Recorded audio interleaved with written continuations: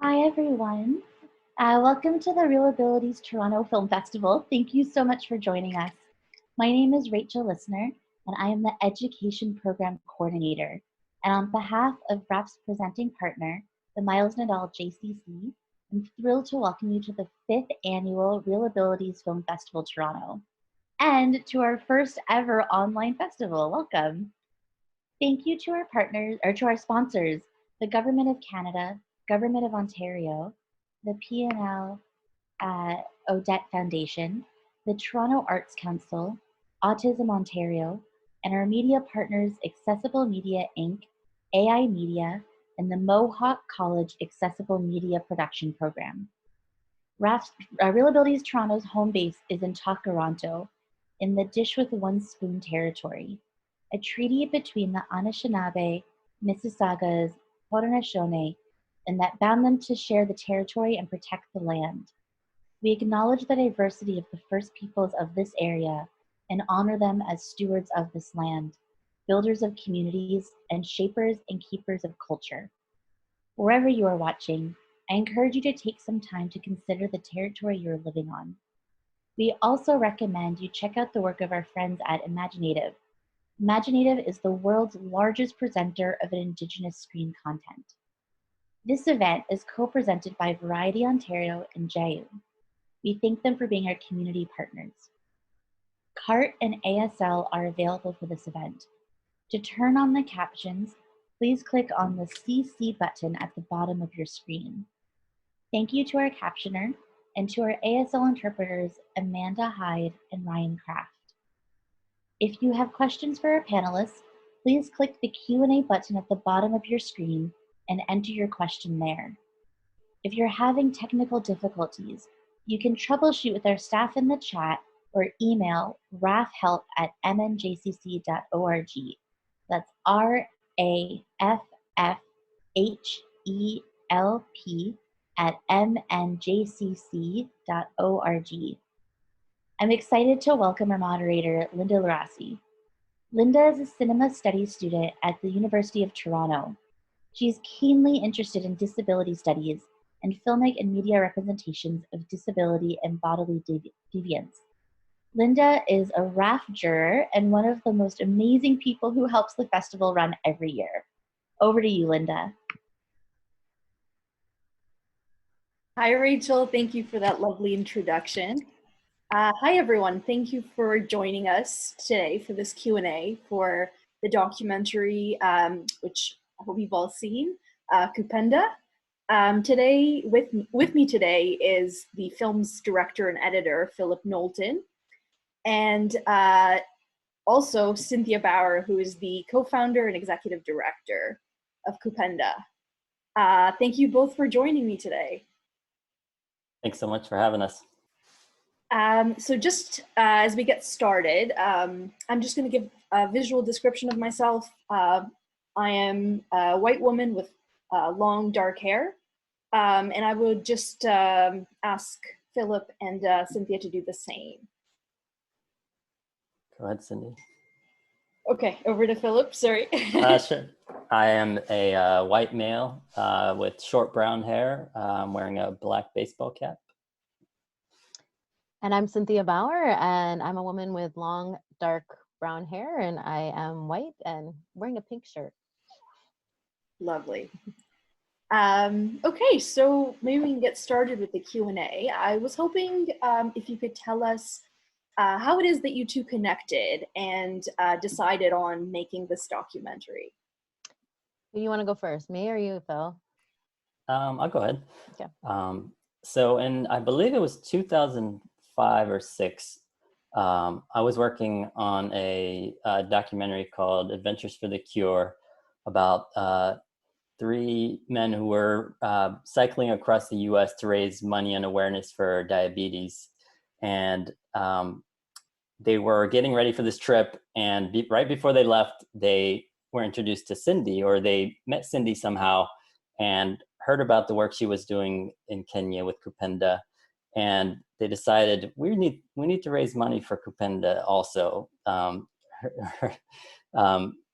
You know, the work that she's doing is incredible. And so we connected that way. And so Kupenda was actually a small part of that documentary. And over the years, we sort of stayed in touch. And I believe it was in 2015, we reconnected. And she mentioned that they were working on this new project where they were taking 3 kids with disabilities to climb Mount Kilimanjaro. And right away, I knew that this was something that needed to be documented. I wasn't initially sure if I was the person to be the one documenting it, but I knew that someone should do this. And, shortly thereafter, we were, planning the trip. And thanks to Adventures for the Cure, they were able to get someone to actually financially back Phil and the other camera person to climb Kilimanjaro to get the initial footage.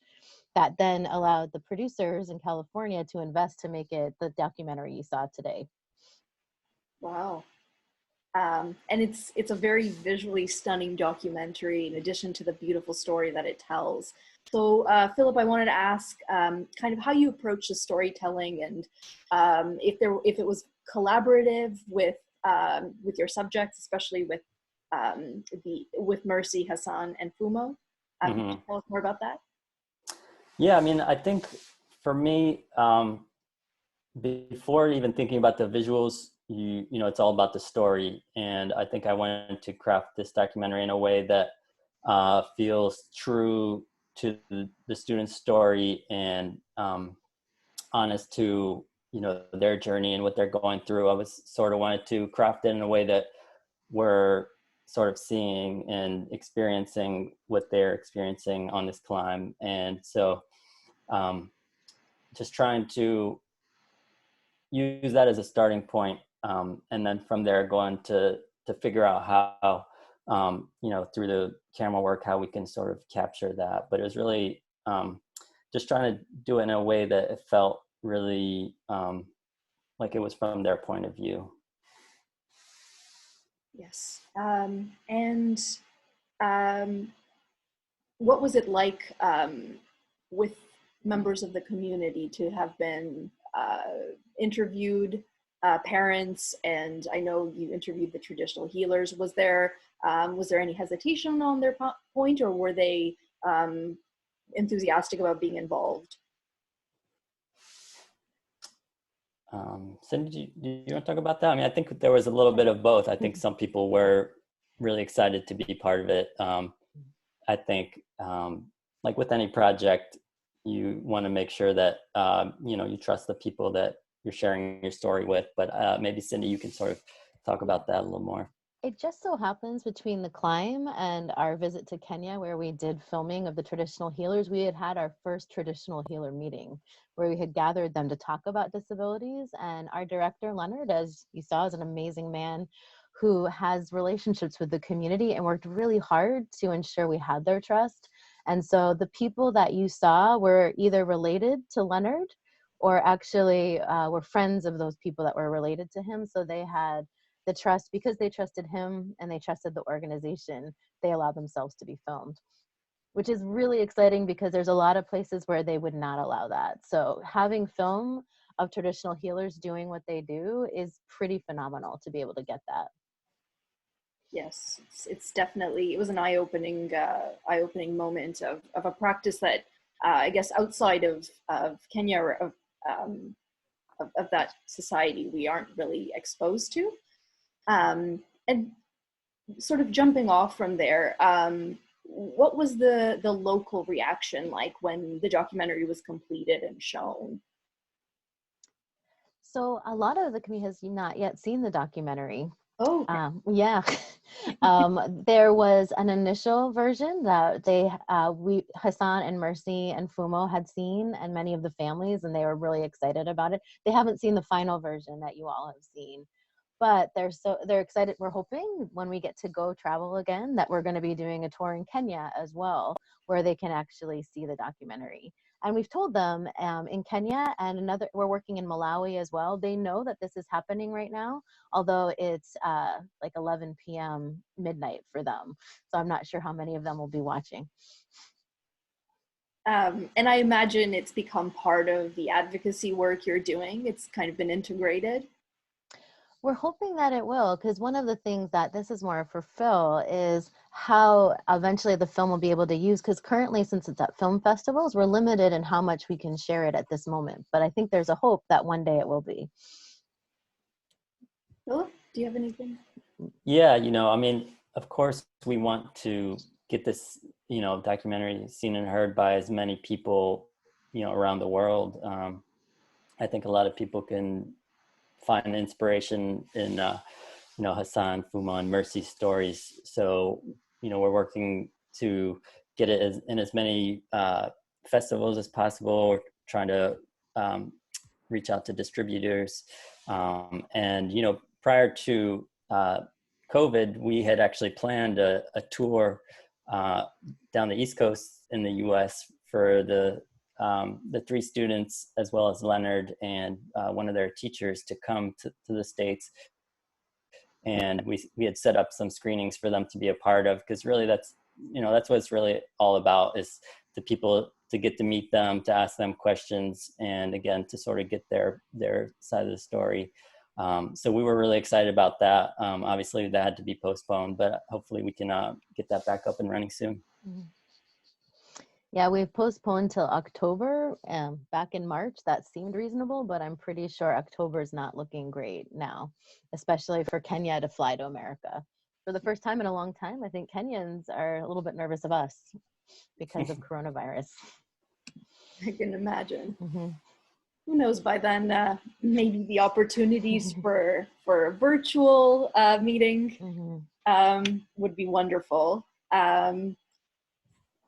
And so I wanted to ask a little bit about, in the last few years, I know, as you mentioned in the documentary, the model of Kupenda has been used throughout Kenya and also internationally. And I just wanted to ask you if you could speak about that and how that's grown in the last few years. Yeah, so I'm going to try to keep it very brief. So last year, to give you an idea of Kupenda's impact, we were able to benefit over 40,000 children with disabilities in 5 different countries. And the model that's happening in other countries is the model of working with community leaders like pastors and traditional healers, government officials, and families to be advocates in their communities, because there's over 1 billion people with disabilities around the world. 80% live in low-income countries where many of them are viewed as cursed, have low resources, and so on. And so it seems impossible of a task to reach them. And there's very few organizations that are actually inclusive of people with disabilities, not always on purpose, but it's just not been a thought. People with disabilities are often easily forgotten. And as you've seen, like sometimes they're hidden away. And so we're actually finding them in these communities. And when I say we're benefiting these kids, what I mean is we train, say, a traditional healer, as someone who's grown up and been making money off of these traditional belief systems, that just by one day of a workshop where we're talking about the biological causes of disabilities, listening to their stories, listening to the challenges that they're having, because they want to do good things for their community for the most part. And so when we do that, they end up coming up with action plans at the end of this one-day workshop where they say, how are we going to strategically include people with disabilities and benefit them?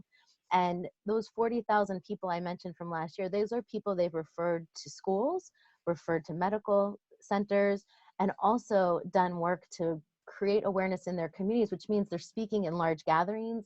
There's regular government meetings that are happening where they're sharing the message of disability and saying to people a simple message sometimes: these are not from curses, these are not spiritual, they need to be included like anyone else and they're human. And Hassan and Mercy and Fumo showed the world what's possible when you give children with disabilities and opportunities. Not everyone's going to climb a mountain, but usually kids can do more than what their families or their communities think they can do. Absolutely. Absolutely. I think one of the things that struck me, and I think one of the things we loved at the festival, was that it really embraces what we would call the social model of disability, which looks at how much influence communities and societies have in the treatment of people with disabilities and how disability is perceived. So I wanted to ask you both, kind of, do you have any exposure to this? How did you decide to sort of implement this as kind of the foundation of what you do at Kupenda, and the foundation indeed of the documentary too? Sure, I'll answer starting with, well, first of all, Kupenda started, and I think it was captured somewhat in the documentary, because I was told if I had been born in Kenya, I might have been killed for being born with one arm. And that really struck me, and I felt like I wanted other people to have more opportunities. But one of the things that we realized, and I have, from everyone I've talked to that has a disability, whether they're in a wheelchair and unable to use their hands and unable to speak, or if there's someone with just a missing limb, or an emotional health issue or whatever, everyone I've asked, 100% have said attitudinal barriers, how people perceive them, is a bigger challenge than physical barriers. And that's 100% of people I've asked. And so if we don't change the attitudes in the communities, it doesn't matter how beautiful of a hospital you have or how amazing a school, it's not really going to make a difference. And because I grew up in a time when they had me wear a hook for an arm at the same time that Peter Pan came out with Captain Hook. So Captain Hook is not my favorite guy, because you can imagine what elementary school is like for kids like that. And we all have different disabilities, and we all have different experiences with our abilities and disabilities. But one thing that ties me to the kids that we work with is we all know what it's like to be underestimated and to be judged for just our disability instead of our ability. Often in our workshops, when I'm there, I ask them what they think I can't do. The list is long, and I usually tell them, actually, the only thing I really can't do physically is a handstand, as far as I know. And they all kind of laugh, but then I play the guitar and tell my own story about, even my own father thought that I should have gone to a faith healer and that would change things too. So I think my own experiences, help me to relate to the kids and help them to open up. What would you say, Fo, for yourself? It's tough, because I feel like while I have followed the work of Kupenda, personally growing up, I didn't have much exposure to the disability community, and so coming into this project, it was definitely I think I sort of had my ideas of what the work that you were doing, and what it was like at these schools. But again, to see and experience the inclusive model of education at schools like the Getty School, and seeing kids having to learn sign language in order to be able to get help from the deaf students, things like that. It was really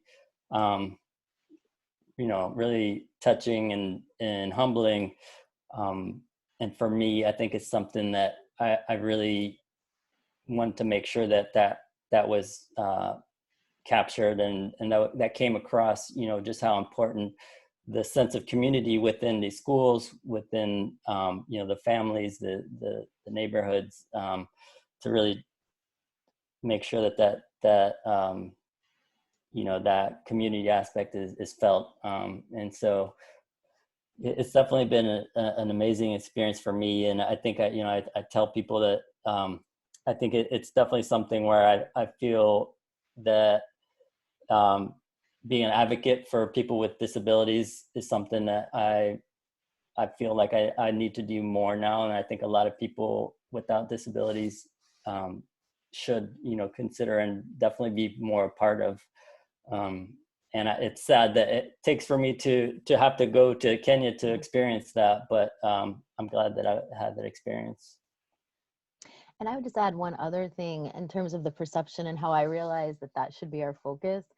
Is several years ago, we had a teacher that worked for us that died because her pastor told her the only way she could be healed from her HIV was to stop taking her medication. And she did, and she died. And that's when we started asking more questions. Even though we knew that the attitude was a problem in the area, we weren't sure how to go about it. And so we started with the pastors, led into government leaders and families, and then led into the traditional healers, which many groups I've talked to, they're always like, how in the world did you get talking to the traditional healers? Because we believe the only way to have a solution is to work with the same people that are the problem. Because the church and the traditional healers in many of these communities is actually the problem. And now they're the solution, because we're going straight to the source of where these people go when they first encounter disability, because they're just desperate. They want to be able to heal their child. Absolutely. The sense that these are people with influence in the community, and they are the people that so much change can come from as well. I'm just curious, since the journey of Fumo, Hassan, and Mercy, have there been other students from the Getty School who have embarked on a similar journey up to Mount Kilimanjaro? We've talked about it. I think that you might have seen in the documentary, we asked how many want to climb. There's a lot of enthusiasm. Tony has asked, we've talked to Tony, the climb leader, about would he be willing to do that again before we started to get questions about it. Because we've had, when we were at the film festival in Wisconsin, they asked if Mercy was going to get a chance. We're like, we'll have to ask Mercy if she wants the chance, but if they want to, then yes. And I think that that's something that we're thinking about, and we've actually talked to Julia, who was in the documentary, about maybe there could be a partnership between Americans with disabilities and the Kenyans or Tanzanians with disabilities climbing together, because I like the idea of people with similar abilities connecting with each other internationally. But that's, I mean, right now it's so hard to plan considering the pandemic. Yes, definitely. And I know we were talking about this just before we started, but could you, maybe for everyone watching, just kind of update us on what the situation's been like in Kenya? Yeah, so in Kenya, like every place else in the world, schools shut down back in March, which is when I got really nervous. Because a lot of kids with disabilities, part of our model is to refer kids to schools, and now the schools are being shut down. Those schools were where they were getting 3 meals a day, physical therapy, education, and then they were going home to mostly rural and poor areas.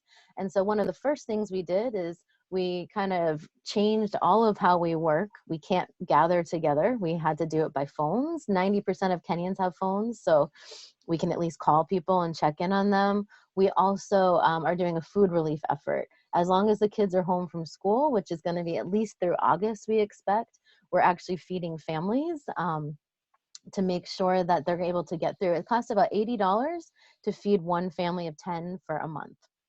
It's about the average size we estimate for each family, because it's disability affects the whole family. Because what was happening is some of the kids, again, have a lot of needs, and their parents, even if they could go out to work in the farm, couldn't, because they had to take care of their children. Obviously, a lot of them don't have jobs. Many of them only were making $2 a day before coronavirus hit, and now they're not even making that. And so by providing food relief, they actually are able to, some of them are even able to do some work in their own farms instead of having to work for just something to get their daily bread. So it's going to be in the long term more sustainable for them too. We're also informing families about how to take care of their children at home, because unfortunately when there have been school vacations in the past, we have had children that have passed away. We had a child that choked to death because the grandmother was feeding her lying down, and she had cerebral palsy. And so some of the information that we're disseminating is just making sure that you're feeding them the right way, that they're actually being positioned, not laying in one place, making sure kids who need epilepsy medication or other kinds of medications are getting them during this time. And so far, we've had a lot of great feedback. According to our director, in just the last 2 months, based on follow-ups, we've been able to find at least 4 kids that if we hadn't intervened, we might have lost them. And so just by checking in, we were able to make sure none of them had coronavirus, but all of them had some significant health issues. Wow. Just before I hand it over to everyone else who might have a question, I just wanted to ask you both sort of an update on how everyone is doing, Leonard and Mercy and Hassan and Fumo. I guess that one's for me too. Leonard is great. No, every time I see the documentary, it takes me back, because you know that Leonard was diagnosed while we were filming when Kilimanjaro was happening. It was also 9 months after my dad had passed. So there was a lot of things happening all at the same time. And when I see Leonard so skinny, it reminds me of how scared we were, because Leonard is back to his normal weight, healthy. He's been cleared of cancer and doing really well. I talk to him every Friday at least. And then Fumo has got his own business going where he makes these amazing like mats. I should have brought one in for my coffee table, but we can give you a link if you're interested in buying them. And he's also helping with a farm. Mercy and Hassan are both in high school, and hopefully we'll be back again soon and doing well. And they've become local celebrities in their communities for climbing Kilimanjaro, as you saw when they got to be in front of thousands of people and sharing their stories. Wonderful, wonderful. Okay, so I'd just like to ask everyone who's watching if anyone has any questions. I have a question here from someone that I'll just read out loud. It says, love and appreciate your work, but I wanted to ask, why do people with disabilities need to climb a mountain to begin with? Does it send the message that we only have worth if we do what able-bodied people do? You want me to say that? I guess that's me. The reason it's an interesting question. I appreciate it. I think I need to really think on that a little bit more. I think that's, of course, we don't, and one of the things we make clear is like, we know not everyone can climb, but what we do believe is that any child with a disability, any human with a disability often can do more than what people expect of them. And I think that too often people with disabilities are underestimated. It doesn't mean climbing a mountain. It's more to say, look at what we can do in these particular kids. And the reason that we decided to climb is I had heard of a bunch of white people with disabilities climbing Mount Kilimanjaro that had disabilities. I'm like, well, why not some Africans climbing? Again, to get just bring some attention to it, because sometimes that is what ends up happening. I realize, like for me, playing the guitar ends up being a big deal because I'm doing something that usually two-handed people do. And I think for me, in my personal experience, I know as a child, and even now probably, I always felt like I had to prove to everyone, not only could I do things as good as you, if you had two hands, I could do them better. There's some things I've done that I never would have done if I had two hands, like rock climb, because I'm scared of heights. So it could be partially my own personal experience coming into that too, but it does seem to have got attention from some filmmakers and some other people out there. I think that was the biggest reason, to get just to bring some light to the issues facing people with disabilities, and more importantly, the stories of Hassan, Mercy, and Fumo, and what they've had to overcome in their life and how their society had treated them. And as they said in Crip Camp, I think it's not necessarily the people that are disabled, it's the communities around them that just aren't equipped to handle them. They wouldn't be disabled if the world was accessible. Okay, thank you. Thank you for your answer.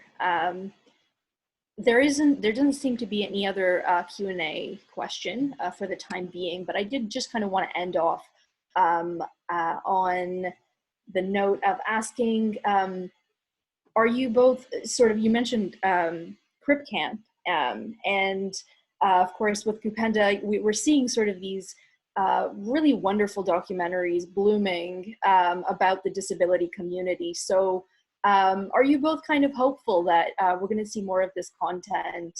I know for sure we loved seeing it at the festival, but are you hopeful that there's kind of some momentum being built? Definitely.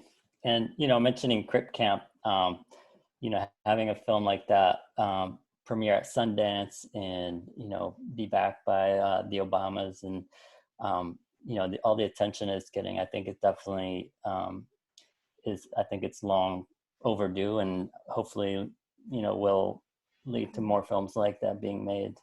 Definitely. Yeah, I required all my staff to watch Crip Camp. I think that we are seeing not just I think it's a movement around the world, around disability. We're noticing in some of the international forums we're connected to that disability has become a focus, where they're saying, just like many organizations have to be sure that they are considering gender when they're doing the work that they're doing, they're now starting to include disability. And that's one of the reasons we as a small organization are starting to expand rapidly and get the attention of other development organizations, because they don't know what to do with disability, because it seems overwhelming, it seems too hard. And so we're like, well, we have a way, we think, just to start with, like, get an idea, talk to people with disabilities, find out what their needs are, what their experiences are, and also deal with some of the attitudes existing right now. It's not just about physical accessibility, because a lot of times we'll focus on that, which is important, but we also need to focus on what are some of the attitudes that have caused there not to be physical accessibility. Why is it when you're on a subway in New York, still, if you're in a wheelchair, you can only get out at a certain few stops? Yes. Absolutely. Thank you. Thank you both for your answers. I'm going to sneak in one more. Okay, there are two more Q&A questions. Maybe I'll sneak in two. What was the most powerful moment for you along this journey? This is one of the questions we're getting. Phil? I think, there were definitely, many, but for me, it was definitely on the night of summit night. We were climbing from, base camp to reach the summit. And it's very intimidating because you have to start, we start at 11 p.m. It's very cold, and we were supposed to get a little bit of sleep before leaving, and the wind was howling, and so just that whole experience was very powerful in general. But what you saw with Hassan, and seeing just him power through when he's dealing with the cold that he's never experienced before, that attitude, his body's not really, knowing how to react to it. And at that point, I just assumed, we were probably turning back, and that was the end of it. And, they did a great job, and that was it. But just to see him, keep pushing, and, we would stop, and then, somehow he found the courage to keep going. That happened several times, and it was just so powerful to be part of that. And again, just thinking back to what he had already been through in life prior to this, and it was just that's definitely something that I'll never forget. It was a very powerful moment for me. Beautifully captured as well. So thank you for sharing that moment with us. Okay, I'm going to sneak in one more question. The question is, does the school continue to play a role in assisting attendees after formal schooling is finished? If so, how? And do they connect to other societal institutions? Cynthia, this might be for you. Sure, and I should clarify, sometimes when we have a lot of focus on one of the schools, we actually work with kids in multiple schools. There's at least 25 different schools we support kids to be in.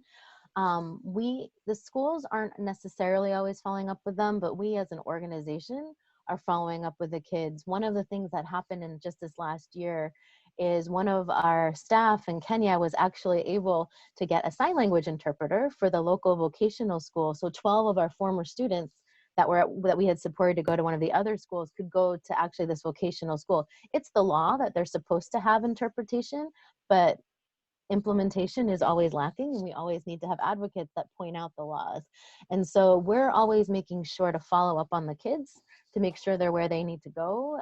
If they want our help, obviously, we now have kids since we started 20 years ago now. It's crazy to think that they're starting families of their own. They're in jobs. They're coming. Some of the people that we had supported are now actually working with us. We have a social worker that's working for the government that's helping to identify people with disabilities in her community. And we have teachers, we have carpenters, we have hairdressers. And it's not that career should be what defines people, but we also have people that are just living the fullest life they can. And I think that that's a really beautiful thing to see. One of my favorite people is a boy named Mohammed, who's got a lot of personality. He might have been in some footage somewhere. He's not someone who's going to be able to go on and have a full career in the capacity where he is in Kenya because of his limitations by not using his arms or his legs or being understood. But he has started to help some of his teachers in the school where he is.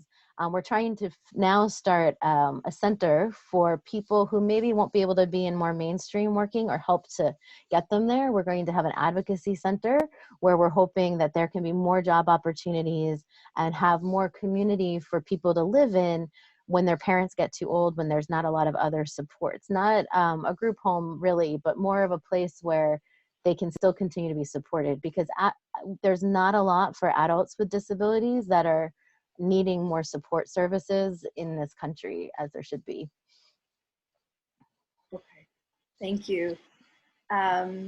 Okay, thank you everyone who's for watching, and thank you to Philip Knowlton, the director and editor of Kupenda, and Cynthia Bauer, the co-founder and executive director, for sharing this wonderful documentary and the wonderful stories that it tells about the disability community. Thank you for joining me today, and have a good night. Thank you. Hey everyone. Thanks so much for having us. Hey everyone, before you go, I would like to thank Cynthia, Philip, and Lisa for this great conversation. And I'd like to say asante to all the people in Kenya for sharing their stories and being part of this festival. And I wanted to let you know that we do have another film that's coming up right at 7, so stick around. It's called The Witch Hunters, and it's followed with a moderated talk by Angela Moretto, who's also one of our jurors. And tomorrow is the last day of our festival. It's hard to believe that this just flew by, but tomorrow we have several events, including a panel discussion with CBC, which is also moderated by Linda. And after the festival, if you like what we do, we actually have another event coming up on Wednesday, May 27th, and it's part of our lecture series called Disability on Film. It's a lecture series given by Angela Moretto, who, as I said, will be speaking later tonight. And the movie is Pain and Glory by Pedro Almodovar. And on that note, I want to say thank you so much, and we hope to see you at a few more events. Have a great day. Thank you. Thank you. Bye, everyone. Bye. Bye.